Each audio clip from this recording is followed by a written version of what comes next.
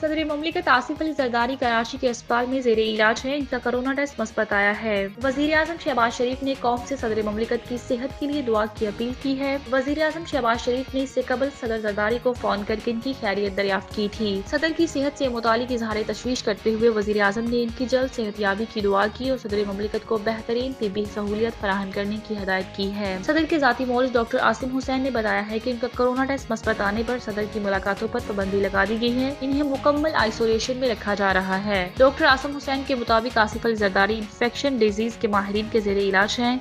इनके कई टेस्ट किए गए और मुकम्मल मॉनिटरिंग की जा रही है।